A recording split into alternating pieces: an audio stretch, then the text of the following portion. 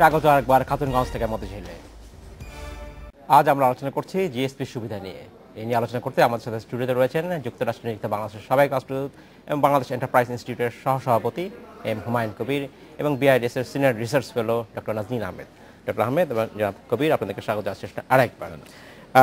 Doctor Ahmed, আপনাকে জানতে চাচ্ছি যে এই যে জিএসপি সুবিধা ফিরে পেতে এর একটা বড় শর্তের অন্যতম একটা শর্ত হচ্ছে শ্রমিক অধিকার নিশ্চিত করা, এবং এক্ষেত্রে বলা হচ্ছে যে শ্রমিকদের অ্যাসোসিয়েশন করার, ট্রেড ইউনিয়ন করার অধিকার দিতে হবে। এবং এটা সব ক্ষেত্রে বলা হচ্ছে যে এই ক্ষেত্রে একটা জিনিস সমস্যা এসেছে সাম্প্রতিক সময়, যেটা হচ্ছে যে ইপিজেডে যখন এই শ্রমিক অধিকারের কথা বলা হচ্ছে, ইউনিয়নের অধিকারের কথা বলা হচ্ছে, তখন সাম্প্রতিক সময় আমাদের কমার্স মিনিস্ট্রি বলেছেন, তোফায়েল আহমেদ বলেছেন যে যদি আরও বেশি পরিমাণে এই মুহূর্তে হয় তাহলে আমাদের ফরেন ইনভেস্টমেন্ট ইপিজেড থেকে কমে যাবে। এটাকে আপনি কীভাবে দেখছেন? একটু দেখতে হবে যে আমাদের দেশে ট্রেড ইউনিয়নিজমের প্র্যাকটিসটা যেটা আমরা দেখেছি যে আমাদের এখানে আমরা অবশ্যই শ্রমিকদের অধিকার নিশ্চিত করতে চাই, কমপ্লায়েন্ট ফ্যাক্টরি হোক সেটা চাই, তারা একটা ভালো পরিবেশে কাজ করুক, ভালো বেতন পাক, নিয়মিত বেতন পাক, সেটা চাই। ট্রেড ইউনিয়নটা কিন্তু সেই জায়গা থেকে এসেছে যে এটা তাদের অধিকার রক্ষায়, তাদের জন্য বলার স্বাধীনতা থাকে সেটাতে। কিন্তু আমাদের দেশে ট্রেড ইউনিয়নিজমের যে অতীতের প্র্যাকটিস, সেই অতীতের প্র্যাকটিসটা হচ্ছে আমরা বলার চেয়ে ধর্মার কাটে বেশি বিশ্বাসী। আমরা বুঝি না বুঝে ফ্যাক্টরি বন্ধ করে আমরা বেশি উৎসাহী। তার মানে কি আমি স্বাধীনতা দিব না? অবশ্যই দেওয়া উচিত গ্র্যাজুয়ালি।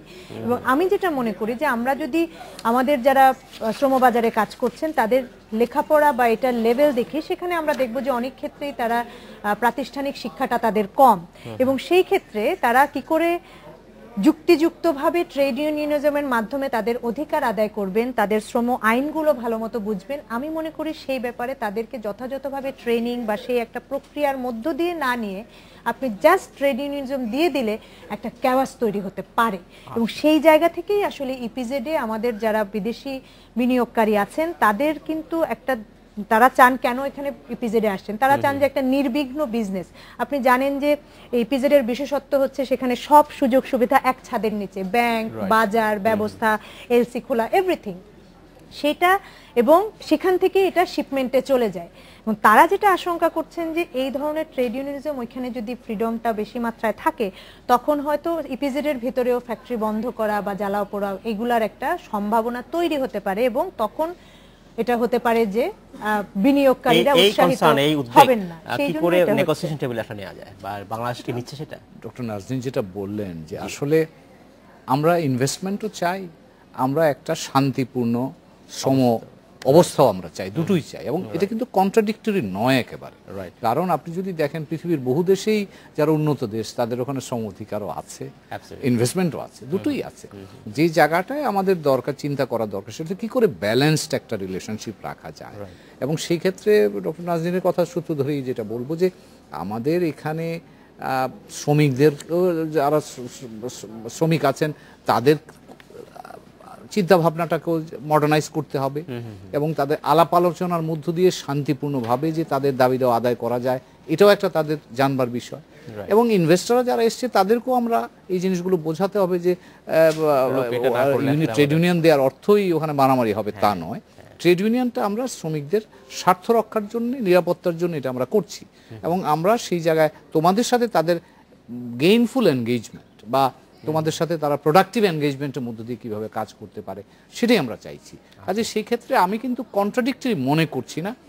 যেই জায়গাটায় কন্ট্রাডিকশনটা প্রায়োরিটি পাচ্ছে বা সামনে চলে আসছে সেটা হচ্ছে আমাদের অতীত অভিজ্ঞতা এবং আমাদের সামাজিক প্রেক্ষাপটের যেই ধরনের আমরা খুব দ্রুত আমরা ভায়োলেন্সের দিকে চলে যাওয়ার প্রবণতা আছে সেই জিনিসগুলো, এবং সেগুলো কিন্তু আমাদেরকে সঠিক সিদ্ধান্ত নিয়ে এগুলো আমাদের এই শ্রম পরিবেশ বা আমাদের শিল্প পরিবেশ থেকে দূরে রাখতে হবে। আমি একটু যোগ করি ওনার সাথে, সেটা হচ্ছে এখন যে ট্রেড ইউনিয়নিজমের কথা বলা হচ্ছে সেটা ছাড়াও এক্সপোর্ট প্রসেসিং জোনে কিন্তু 2005-এর পর থেকে আপনি জানেন যে আগে কিন্তু ইপিজেডে একেবারেই কোনো শ্রমিক অ্যাসোসিয়েশন কোনো কিছু করার অধিকার ছিল না। 2004-এ একটি অ্যামেন্ডমেন্ট করে একটা আলাদা করে আইন করা হয়েছিল, যেখানে বলা হলো যে এখানে করতে পারবে, কিন্তু সেটা হচ্ছে আপনি factory specific, every factory will have their own association, সেটা ইলেক্টেড হবে।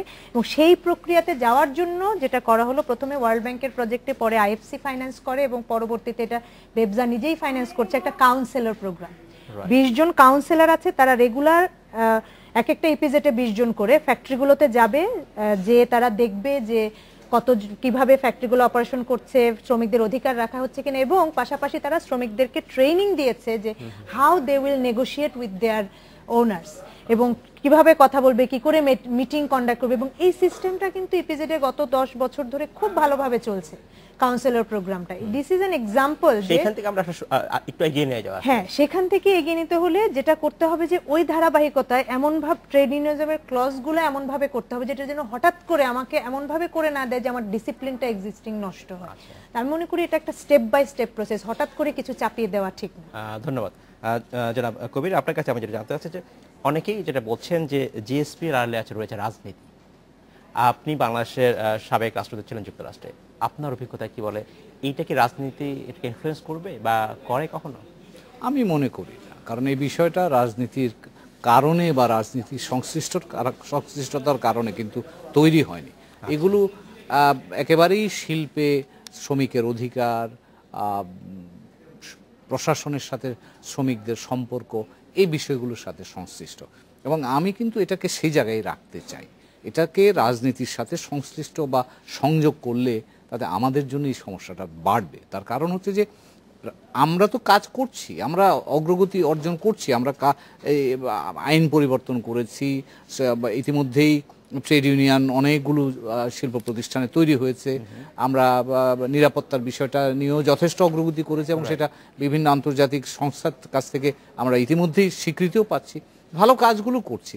আমি কাজগুলো যে সমস্যাটাকে আমি দেখব, এখানে আমার মনে হয় রাজনীতিটাকে দূরে রাখলেই আমার জন্য সমস্যার সমাধানের পথটা সুগম হবে।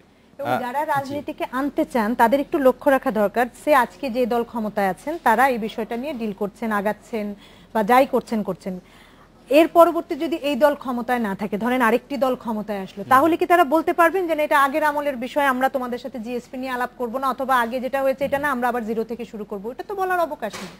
দিজ আর সামথিং যেগুলো একটা অর্থনৈতিক প্রক্রিয়া, যেটা বললেন যে শ্রমিকের অধিকার অবস্থা, এগুলোর প্রেক্ষিতে এটার বাস্তবতা হয়েছে। কাজে এটাকে যদি আজকে আমরা একটা কালার দেওয়ার চেষ্টা করি যেটা এই দলের ব্যর্থতার জন্য হয়েছে বা ওই জিনিসটা এইভাবে রাজনৈতিকভাবে দেখা হচ্ছে, এটা কিন্তু আমাদের দেশপ্রেমের পরিচয় না। আমি মনে করি উনি যেটা বলেছেন যে আন্তর্জাতিক মার্কেটের ক্ষেত্রে, বিশেষ করে বাজারের ক্ষেত্রে আমরা কি করে ডিল করব, সেটা পিওরলি অর্থনৈতিক এবং আমাদের যে বাস্তবতা, যে উন্নয়নের লক্ষ্যমাত্রা, সেটার উপর ভিত্তি করে। আমাদের মন্ত্রীরাই বলেছেন, মন্ত্রী তোফায়েল আহমেদ বলেছেন যে রাজনীতি, জিএসপি নিয়ে রাজনীতি না হলে বাংলাদেশ এই সুযোগ ফিরে পাবে।